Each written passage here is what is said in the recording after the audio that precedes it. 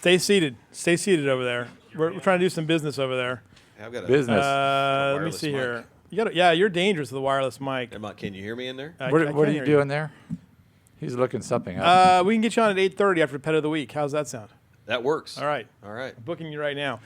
I think he is the pet of the week. He is the pet of the week. I think that's perfect timing right after pet of the week. All right. I can do that. Somebody can take you home, nice little furry. All you got to do is rub my belly and feed me There you 3 go. times a day. I saw that firsthand at the 99 Music Fest, by the way. Wow, you got to keep bringing that up, man. Yeah. Hey, you're happy. Hey, hush up. We got a couple hot shoes in here. All right, start.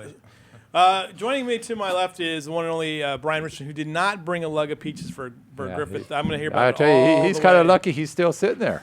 Well, I've been waiting for the invite all year, and you guys completely blew by the whole peach season. So that one's on you, Griff. Okay. And then we've got the world famous Derek Thorne sitting next to him. How you doing, Derek? Doing good. How you doing? Doing well. Derek's been out racing for some other guys back east. I have. I've been cheating on Campbell Motorsports a little bit. Yeah, well, if they're not racing, you're racing. Yeah. No, the Campbell family's been so good to me here, and still racing with them as much as we can. I got an opportunity to race with a guy out of Florida, and I think so far we've run 5 races, scheduled for I think 1 or 2 more before the year's out, and had a little bit of success, and it's been a good time. Push that microphone right in front of you for a second there. There you go. Check. There you go. Check. Boom. Boom. Is that happy? Johnny, happy with that? Good. So what we got is Brian Richardson, who's, as Derek says, has like thousands of laps around Kern County Raceway Park, late model champion, moving up to the Southwest Tour, and Derek, who has owned the Southwest Tour for the past few years. So how much are you going to beat him by, Brian? Mono. At least a couple cars. No, here's the thing. You put this guy at our late models, he's going to show us how terrible of a driver I really am. He'd really go out and put a whooping on people. But, we've had a really good run in the late models. Been a lot of fun. And it was time, I think, for a new challenge for our team, for me as a driver. I mean, I tease Byron whenever I talk to him. Hopefully I can see their bumper, by the end of the race. But it's going to be a completely new challenge for us. But we're ready to have fun and get after it. So you felt, you wanted to step up and try this, and it seemed like the rules package they were talking about earlier was a better deal for you. Tell me a little bit about that. Yeah, it was a big thing. I told Larry the last couple of years I wanted to run some tour races. For me, the motor thing was a big issue. There's a lot of money dealt out in these motors, and they changed the rule package a little bit where we can run, not only a straight frame rail car, which we can go run some of these other big shows out of town if we want, but the motor deals, I think we paid $19,000 for that motor for that car, and it's supposed to be good for like 3,000 laps. So makes it more affordable for us, and I think you're going to see the series grow because of it, and also all these new big shows like the Winter Showdown and the Veterans Classic that these guys have put together at KCRP really helps us out from a financial standpoint. Yeah, that's the key, right, Steve? For growing it's keeping it sort of reasonably affordable for folks. You bet. And that's really on the tour side. I think that's what has really opened it up, and that's where they can see that projected growth is guys that were on the fence, maybe running 6-7-year-old race cars that can now afford to go out and buy a new chassis and have a competitive motor. And then now they're back in the game. Now they're competitive instead of just trying to, for the love of racing, go out there with that 6 or 7-year-old race car and try to be, competitive. Now that with the rules opening up, that growth is going to come. Derek, you as mentioned, driving kind of all over the place, but also doing a lot of coaching this season too. What has that been like for you?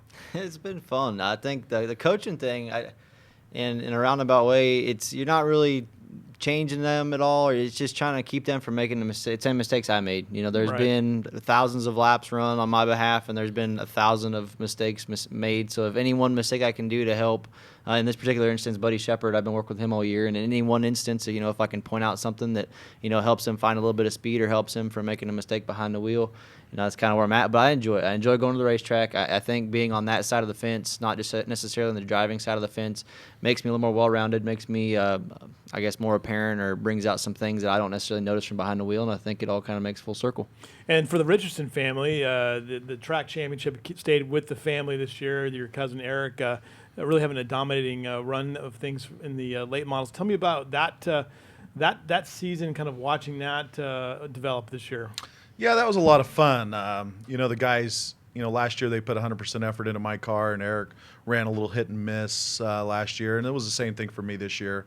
There was one night we really struggled out Yeah. there, but we knew going into the season that all the emphasis was going to be on Eric, trying to get him the track championship, and that was accomplished. In the process, I was still able to win 4 races and have some fun. And I think the last night of the year, he wrapped up the championship and I won the last race. Really, kind of put a stamp on what we've done the last 2 or 3 years out there, and just it's been a lot of fun. But we're ready for a new challenge. I mean, because it wasn't like, and it wasn't a gimme either. I mean, that was the one thing I think that we talked about. You saw a lot of guys sort of develop through the season in that class, Steve. Like you talked about Cole Adamo, Buddy Shepard, Racing Vernon. Who am I missing here? I'm missing the number 2 guy. I mean, there were so many good storylines. Chris Dalton, got better. Moved to the front of the pack a little bit. It's really interesting in the late models out there in that track. As the race moves on, 10, 12 laps into the race, the cars are really equalized out with the track the way it is. And you have to be really aggressive early to get up front. I know there was a couple of those races I won where I made some pretty big moves in the first 2 laps. Then once you get out front, if you have a good car, it's hard to get around. I know Buddy, won a couple races. Man, I tell you what, it's amazing to watch him drive. I have a daughter that's 15 that can't even drive my truck up the driveway, and you're out there racing. But I mean, they've done it. He's a heck of a race car driver. I mean, you're so comfortable around him. But you go out there, and the late models they can be a handful. Absolutely, absolutely. And what's the biggest difference between a late model and a tour car? Well, from what I've seen, tires. The tour cars run a 10-inch tire, and horsepower. I mean, there's 160 more horsepower there in the tour car, and so, How about adjustability? There's a lot more adjustability in the tour car for sure. And I learned out there they can get away from you pretty quick too. Yeah, suspension's a lot different. They'll use the shock and spring packages a little bit different. The geometry and the way the front ends, you're able to adjust it. The late models are more of a fixed lower front end, actually based off like your 1960s, early 70s Chevelles, to where these are all aftermarket, 100% aftermarket, lowers, uppers, spindles, shocks, springs. Rear ends, everything's aftermarket built, specialty for speed. Really, the parameters of what you have are a lot bigger, wider range than what the late models are. A lot more brakes on those extra SRL cars as well. Extra couple hundred horsepower. How much input do you guys put into your setups too? I mean, how much time do you spend, with that too? I mean, I'm listening to you talk. I'm like, okay. Every time I hear Thorne talk, he impresses me more and more about how much he knows. Yeah. You can tell right away he's a lot smarter at these race cars and setups than I am. I get out, back when we used to race at Mesa Marin, I was hands-on involved. Yeah. I get in the race car, I go out and I get on the radio and I whine and cry. The car's tight, the car's loose, I can't drive it, and they change things. I'm to the point now where I don't even ask anymore, because when I start trying to get involved, Right. I can tell they're just pissed off at me. Like, just shut up and we'll adjust the car. We'll go back out. You tell us what it's doing, where I'm sure it's completely opposite with this guy here. Mike Keene, my crew chief, and the guys we have at the shop. Mike has a muffler business here in town, Bakersfield Muffler, which he's had for the last 40 years. Okay. He comes out every night, 7 days a week, from the hours of 4:45 to 7:30, 8 o'clock every night, just to rub on these cars. They may be ready, they look ready to go, they look race ready, but there is so much fine-tuned detail that goes in behind the scenes that no one ever sees or knows about that makes these things work. Because it's the details that add up. The big things, everybody's got the big picture of the puzzle. It's just the details that bring out the little instances that'll bring you speed or the comfort or whatever the driver's looking for. I'm amazed by that, because I just think about it. I've been thinking about it more and more as I've gotten more involved or more appreciative of the sport. Just those little fine details. Oh, the car is this, the car is that. It's like, what a sissy driver's whining. You just drive it there. Go drive it. But what was amazing to me you with see in those details, and even if you have the best parts, look at Jimmy Johnson, the rear end seal. Come on. Yeah. How are you going to find that? You can go over the car a million times. You try to make sure every bolt's tight, and you check everything, and then you just don't know. There's a lot of moving pieces to these things. That's it, man. The drivers get to sit here in front of you guys and get to kind of be the face of the operation, but behind the scenes, there, like you said, a lot of luck involved in racing. Yeah. A lot of it. A lot of luck, and the drivers like to whine a lot about their setup. Even very rarely do we say we had a perfect car. But it's interesting, these setups. What little bit I do know, they'll make a little quarter-inch change, or even like in stagger in the late models. I can feel an 1/8 inch difference in stagger in the rear of the car. I mean, these are very minute changes when you get to that point. It's a lot of little things.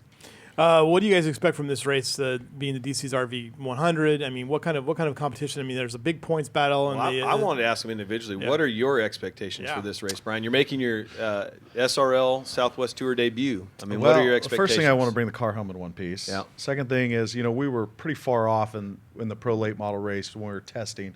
We're going to test tonight and then again Friday night, and hopefully we get it close. I mean, look, every time I go on the racetrack, I'm there to win. I'm not going to lie to you. But, to be going up against a guy like this who's got the best program on the West Coast and one of the best racers in the nation, I mean, if we got out there with the top 5, I think we'd be extremely happy with the night. And Derek, of course, you're the all-time wins leader in the Spears Southwest Tour. You have the most poles. I think you're up there in the money as well. You hold the track record at Kern County Raceway. And finally, this year in April, you got your first win at Kern County Raceway in the Southwest Tour. What are your expectations for Saturday night? Yeah, we've been bridesmaid out there enough. It's so the last car we had out there was phenomenal. The guys in the shop did a great job, and we just stumbled across some things that found a lot of speed. And like he said, our expectation is to win, of course. But looking forward, towards the end of the year and into next year, it's just a never-ending learning curve. You're always trying to acquire something from that weekend, whether it be a shock change, a spring change, a bump stop change, something that stands out as, hey, this helped with this, or this helped with that, this helped with turnability, this helped with forward bite. So, on top of all the racing stuff, me as a driver, I'm always trying to learn, take in new stuff. Obviously, winning's everything, but at the end of the day, hopefully we can take some stuff, put it in our notebook, and use it in the future. You're batting 750 this year in the Southwest Tour. 3 out of 4. Is You've it had 750? four. Yeah, that's what it is. Not Yeah. bad. 3 out of 4. I want to ask about what happened up there in can we talk about that? Yeah, we can talk about that.